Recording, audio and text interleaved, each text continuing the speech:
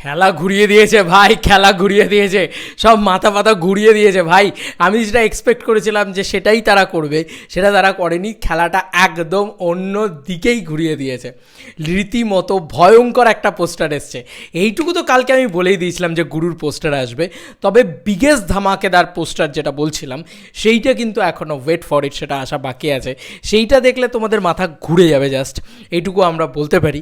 যারা close door আর কি আছে, তারা যারা জেনেছে তারা আর কি দেখেছে, যারা তারা বলতে পারবে আর কি। তবে এখন আমি যে পোস্টারটার কথা তোমাদেরকে বলবো সেটা অফিসিয়ালি চলে এসছে। 11:03 বাজে, 11টার সময় ডট চলে এসছে। দেবদা টুইটারে ছেড়ে দিয়েছে, বা দেব এন্টারটেনমেন্ট ভেঞ্চার্স ঠিক 11টার সময় ছেড়ে দেওয়া হয়েছে। তো এটা কিন্তু দেবদারই পোস্টার এসছে, ঠিক আছে। দেবদার জোকার, ইয়েস। এতক্ষণ আমরা এত কিছু দেখছিলাম, কিং কুইন ইত্যাদি ইত্যাদি দেখছিলাম। কিং এবং কুইন এসছে, এরপরে কিন্তু জোকার, যে ক্যারেক্টারটাকে দেখতে পাচ্ছি আমরা। তো এই ক্যারেক্টারটা কিন্তু দেবদার ক্যারেক্টার, জোকা। দেবদা হতে চলেছে জোকা, ইয়েস।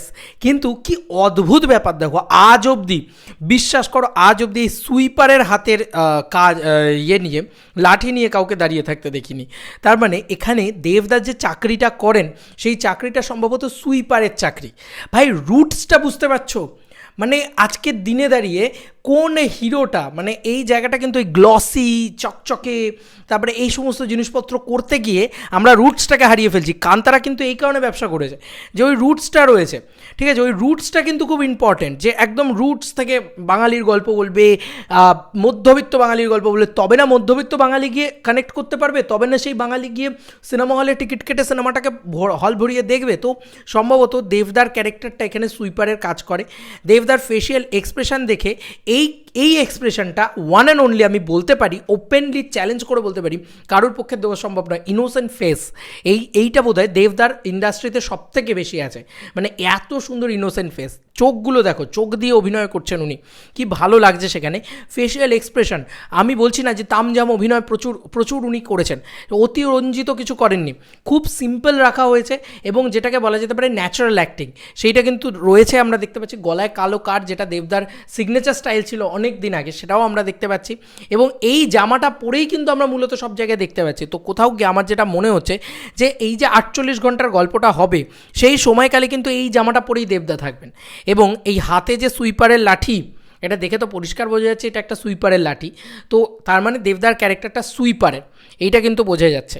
এবং ভালো লাগছে, মানে ওভারঅল দেবদাকে ভীষণ ভালো লাগছে। এবং দেবদাকে ভালো লাগছে শুধু তাই নয়, দেবদার ফেশিয়াল এক্সপ্রেশন দেখে একটাই কথা বলবো, এত ইনোসেন্ট, এত চোখগুলো এত শান্ত, এত একটা কাম ক্যারেক্টার করা, এটা কিন্তু মুখের কথা না।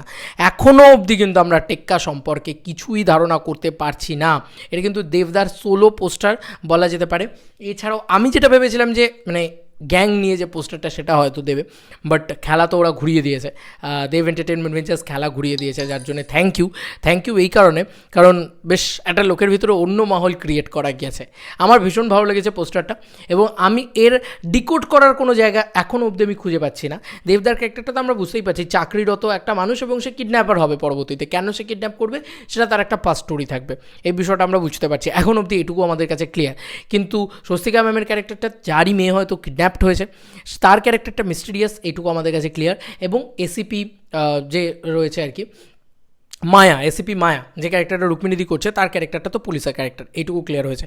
দেবদার ক্যারেক্টারের হাতে সুইপারের লাঠি, তার মানে সে সুইপারের ক্যারেক্টার করতে চলেছে।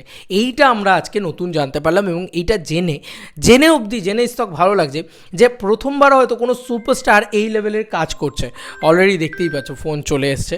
তো যাই হোক, আমি ভিডিওটা এন্ড করলাম। তোমাদের আর কি মতামত এই পোস্টার রিয়াকশানটাকে নিয়ে জানিও কমেন্ট সেকশনে। চলো বন্ধুরা, নতুন কোনো ভিডিওতে দেখা হবে, ভাই।